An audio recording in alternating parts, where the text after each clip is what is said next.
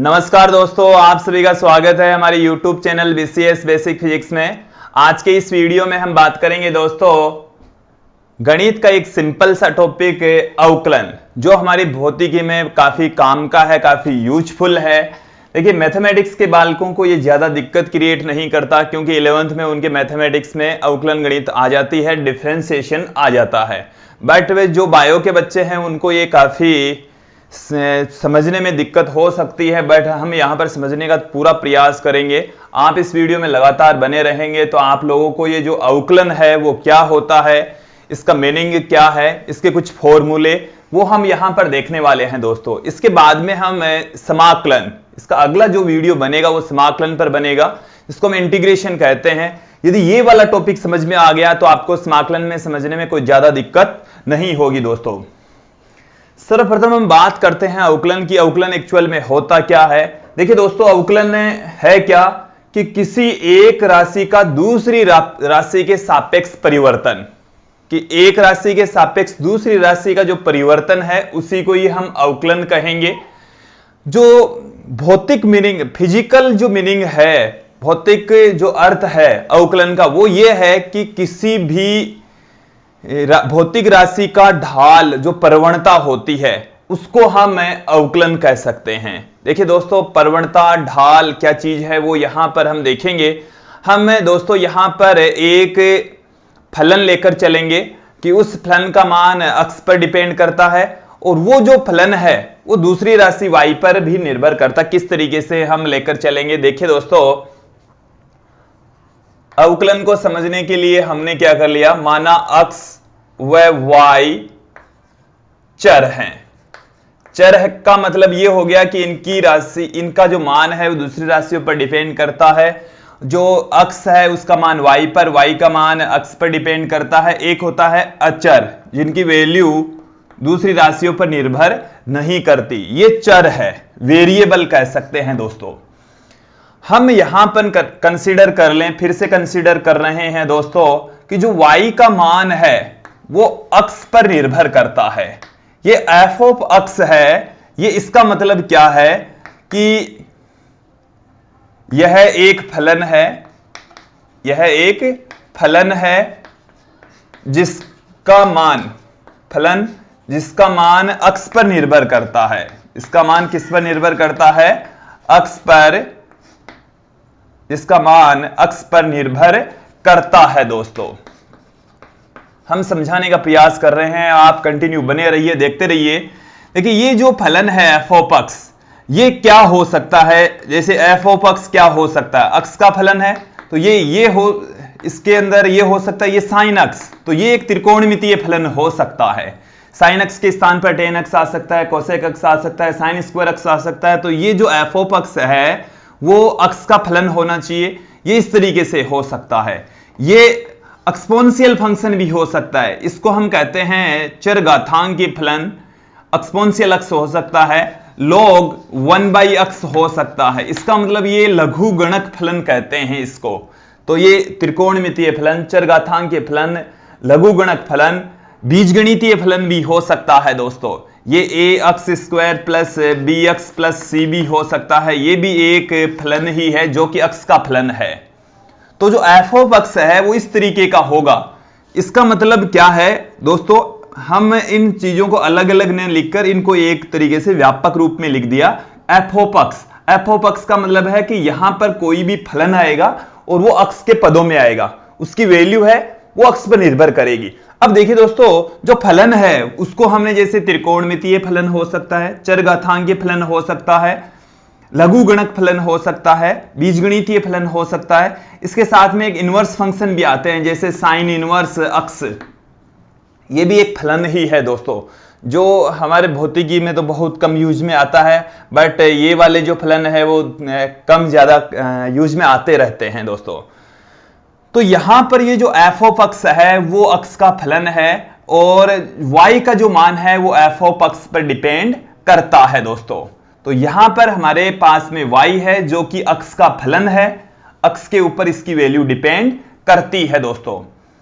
यहां पर मैं एक ग्राफ खींच रहा हूं, हमने एक ग्राफ ले लिया है दोस्तों, और जो ग्राफ है वो हमने अक्स और वाई के मध्य लिया है। एक तरफ हमने ले लिया अक्स, दूसरी तरफ ले ली हमने वाई एक्सिस, और दोनों का जो प्रतिच्छेद बिंदु है वो ले लिया हमने O। इस में हम किसी क्षण विशेष पर हम ये कंसीडर कर लें कि हमारे पास में कोई बिंदु P पर है, जो कण है या स्थिति है वो बिंदु P पर है, और थोड़ी दूरी पर एक दूसरी स्थिति प्राप्त होती है जो कि बिंदु Q पर है। इस बिंदु P की जो कोऑर्डिनेट है दोस्तों वो हम कंसीडर कर ले अक्स Y है। तो यहां का जो कोऑर्डिनेट होंगे दोस्तों चेंज हो जाएंगे, बदल जाएंगे। इस कोऑर्डिनेट को हम अक्स प्लस डेल्टा अक्स और y प्लस डेल्टा y कह देंगे। ये हमने क्या किया है, बिंदु P के कोऑर्डिनेट ले लिए अक्स y और बिंदु Q के कोऑर्डिनेट ले लिए अक्स प्लस डेल्टा अक्स। इस डेल्टा अक्स का मतलब है अक्स में परिवर्तन। इन चीजों को ही आप लोगों को समझना है। इस डेल्टा अक्स का मतलब है अक्स में परिवर्तन, अक्स में बदलाव, और डेल्टा y का अर्थ है y में परिवर्तन। तो बिंदु P पर जो मान था और बिंदु Q पर जो मान है उसमें जो परिवर्तन आया है वो डेल्टा अक्स और डेल्टा y का आया है दोस्तों। यदि मैं यहां पर इस तरीके से इसको आप लोगों को समझाने का प्रयास करूंगा, ये वाली जो डिस्टेंस है वो है अक्स, क्योंकि अक्स दूरी चलेंगे। फिर ये वाली जो डिस्टेंस है वो है दोस्तों y, तब आपको बिंदु P मिलेगा। और यदि यहां से इस वाली डिस्टेंस की मैं बात करूं तो ये वाली जो डिस्टेंस है दोस्तों वो है अक्स प्लस डेल्टा अक्स, और ये वाली जो डिस्टेंस है दोस्तों यदि इसको मैं इस तरीके से मिला दूं तो ये वाली डिस्टेंस आपके पास में हो जाएगी y प्लस डेल्टा y। यदि मैं इसको यहां से इस तरीके से आगे बढ़ाऊं तो यहां से लेकर यहां तक की जो डिस्टेंस ये अक्स है, ये अक्स प्लस डेल्टा अक्स है, तो ये वाली जो डिस्टेंस है वो आपके पास में हो जाएगी डेल्टा अक्स दोस्तों, और ये वाली जो डिस्टेंस है वो हो जाएगी डेल्टा y दोस्तों। और यहां पर मैं यदि एक इस बिंदु के कोऑर्डिनेट है अक्स y, यहां से हम इसके ऊपर स्पर्श रेखा खींचें तो ये वाला एंगल कंसीडर कर लेते हैं थीटा है। अब देखिए दोस्तों, यहां तक आप लोगों को यह समझ में आ गया होगा। अब यदि हम इनके परिवर्तनों का अनुपात निकालें, परिवर्तनों का अनुपात, तो उसको हम किस तरीके से लिख सकते हैं, तो अक्स के सापेक्ष y में परिवर्तन, अक्स के सापेक्ष जो y में परिवर्तन है उसको हम इस तरीके से लिख दें, y में जो परिवर्तन हुआ है वो डेल्टा y, और अक्स के सापेक्ष तो डेल्टा y अपॉन डेल्टा अक्स है, वो है अक्स के सापेक्ष y में परिवर्तन। अक्स के रेस्पेक्ट y में जो परिवर्तन हुआ है डेल्टा y अपॉन में डेल्टा अक्स, ये है अक्स के सापेक्ष y में परिवर्तन। अब y की जो अंतिम वैल्यू है, अंतिम मान है वो तो ये है y plus delta y plus delta y, प्रारंभिक जो मान है वो है y, तो ये आ गया y में परिवर्तन, y plus delta y minus y, तो उसको हम डेल्टा y लिख सकते हैं दोस्तों। यहां पर देखिए क्या है आपके पास में, जो डेल्टा अक्स है उसको आप लिख सकते हैं अक्स प्लस डेल्टा अक्स माइनस अक्स से इसको रिप्रेजेंट कर सकते हैं दोस्तों। अब यदि हम इसको फलन के रूप में लिखें, जैसे हमारे पास में हमने लिया कि हमारे पास में जो y है वो है f ऑफ x, y आपके पास में यदि f ऑफ x है, मतलब कि y का जो मान है वो x पर डिपेंड करता है, तो y प्लस डेल्टा y क्या हो जाएगा, इसी अकॉर्डिंग हो जाएगा x प्लस डेल्टा x। तो मैं इसको इस तरीके से पुट कर सकता हूं दोस्तों, डेल्टा y अपॉन में delta x is equal to y plus delta y को आप क्या पुट कर सकते हैं, f of x plus delta x, f of x plus delta x minus y की जो वैल्यू है वो है f ऑफ x अपॉन हमारे पास में ये एजडीज पड़ा है, इसको चाहे तो आप डेल्टा x ही रहने दीजिए। इतना समझ में आ गया होगा दोस्तों।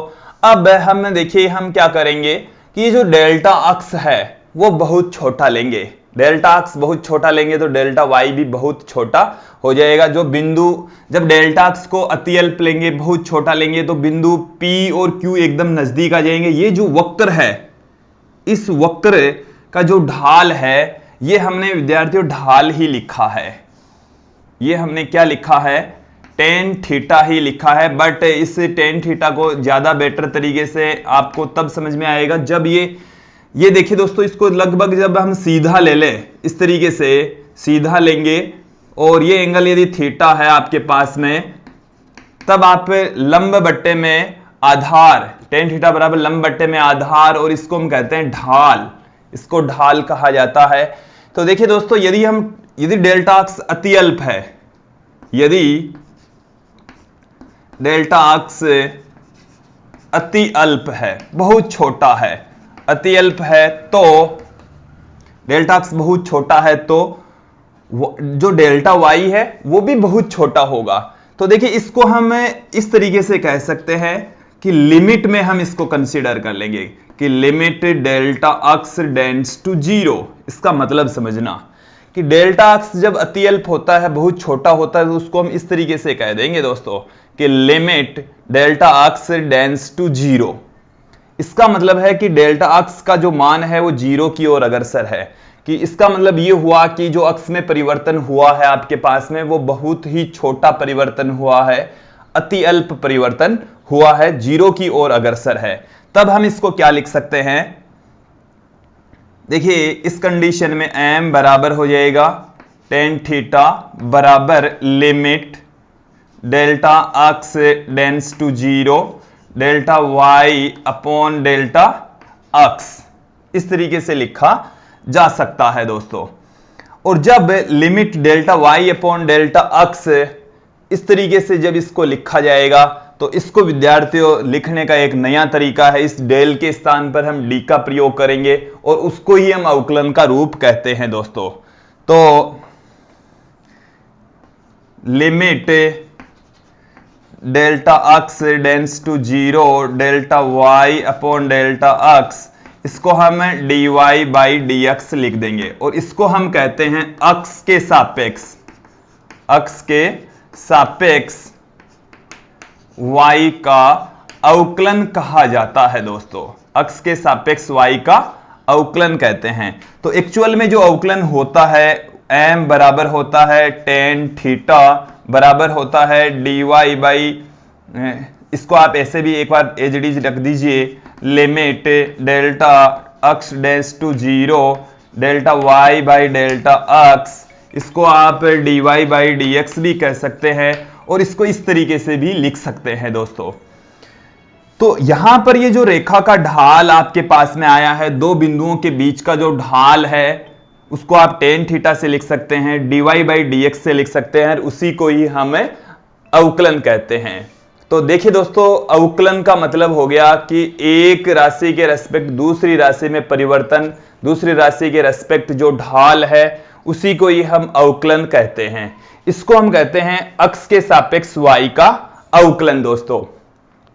अब ये हमारे पास में इसको समझने का, इसका भौतिक अर्थ समझने का है। इस तरीके से अवकलन को लिखा जाता है। अवकलन के कुछ फॉर्मूले मैं यहां पर आप लोगों को बताऊंगा, सीधे आपको ध्यान में रखने पड़ेंगे दोस्तों। अब देखिए दोस्तों, हम थोड़ा समझने का प्रयास करते हैं। dy बाई dx का मतलब क्या है? अक्ष के सापेक्ष अवकलन, अक्ष के सापेक्ष y का अवकलन है ये दोस्तों। अब कोई जरूरी नहीं है कि यहां पर y और यहां पर अक्ष ही आए, ये इस तरीके से भी आ सकता है दोस्तों, dy बाई dt। इसका मतलब है t के सापेक्ष, यहां पर जो अवकलन हो रहा है वो t के सापेक्ष हो रहा है, y का अवकलन। इसको आप ये भी कह सकते हैं y का t के सापेक्ष अवकलन।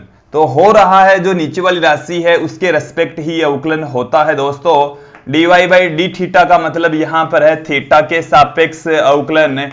ऊपर भी यहां पर हर जगह y आए ये कोई जरूरी नहीं है, dx बाई dt भी हम पुट कर सकते हैं। इसका मतलब है कि t के